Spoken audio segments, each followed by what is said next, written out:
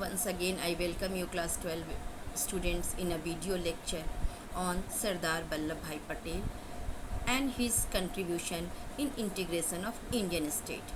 I will give this video lecture in two parts. Today, I will give you some information about Sardar Vallabhbhai Patel. So, as we know that the Vallabhbhai Javeri Bhai Patel, he was popularly known as Sardar Patel in Indian politics. It was his name given by the some women in the Bardoli movement. He served as the first deputy prime minister of India. He was a senior he was an Indian barrister, senior leader of Indian National Congress, who played a leading role in the struggle for independence and also guided its integration into a united, independent nation. So, we cannot deny his great contribution in the Indian politics. As the Home Minister and Deputy Prime Minister of India, Patel organized relief efforts for refugees fleeing to Punjab and Delhi from Pakistan and worked to restore peace. He led the task of forging a united India, successfully integrating to the newly independent nation those British colonial province that has been allocated to India. Besides those provinces that had under British direct rule, approximately 565 self-governing state has been released from the British suzerainty by the Indian Independence Act 1947. Patel persuaded almost every princely state to accede to India. His commitment to national integration and in the newly independent country was totally uncompromising, and that's why he earned the title of Iron Man of India. He also remembered as the patron saint of the Indian civil servant for having established the modern all India service system. He also called the unifier of India. So these were the different name given to Sardar Patel as his contribution for the nation building. Then हमने देखा, हम मतलब already हम लोगों को पता है कि सरदार वल्लभ भाई पटेल जो हैं उन्होंने भारत को बहुत ज़्यादा कंट्रीब्यूट किया और लगातार उनके प्रयास से हम भारत को की सॉवरेंटी और यूनिटी को कायम कर सके. उन्होंने इसमें बहुत महत्वपूर्ण भूमिका निभाई. तो सबसे पहले जो there was almost 565 princely state, the princes of most of the state aspired autonomy and independence. However, the people wanted a democratic form of government and merger with the Indian Union. तो यहाँ पे जो बेशक जो राजा रजवाड़े थे उनको लगता था कि अगर वो इंडिपेंडेंस रहेंगे because they don't want to give up the facilities.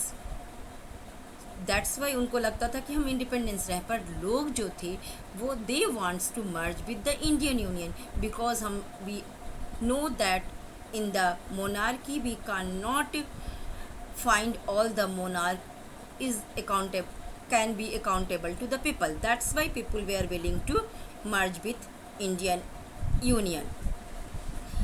So the States People Conference was spearheading the people's movement against the princely state authority.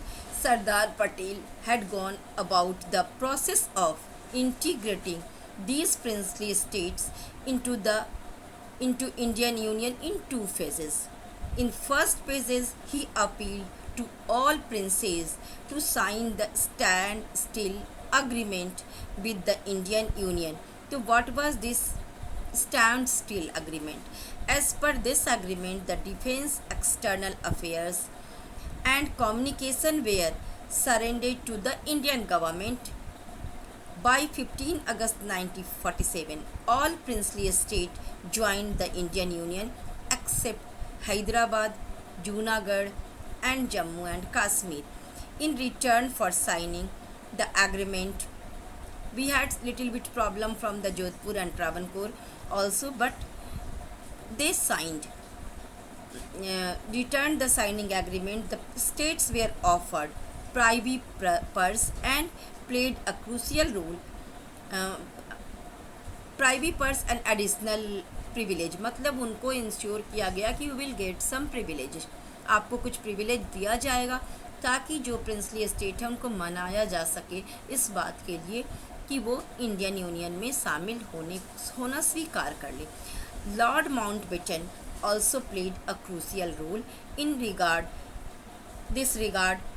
He helped Sardar Patel. Military action had to be taken to integrate Hyderabad under Operation Polo. A plebiscite was conducted in the Junagadh which favored integration with India. So some states have some problem. In next video I will explain in details that how these states of Hyderabad and Kashmir merged in the Indian Union. In the second phase, the acceded small princely states, which were hundreds in numbers, were integrated with the neighboring states. Thus, Sardar Patel had laid a structure of political map of post-independent India. For those contributions, he also called the Bismarck of India. He played a very crucial role in the Constituent Assembly for supporting the fundamental right to the minorities under the Article 29 and 30. He dedicated his life for achieving the vision of unity and diversity. So, in this video, I have tried to tell you in brief the contribution of Sardar Patel, and he played a very important role. Sometimes firmly, sometimes with love and affection, he tried to integrate different princely states. He had some problem in Hyderabad, in Kashmir, in Junagadh, which we will see in the next video. But in spite of it, he did it, and he succeeded in the unification of India. That's all for today.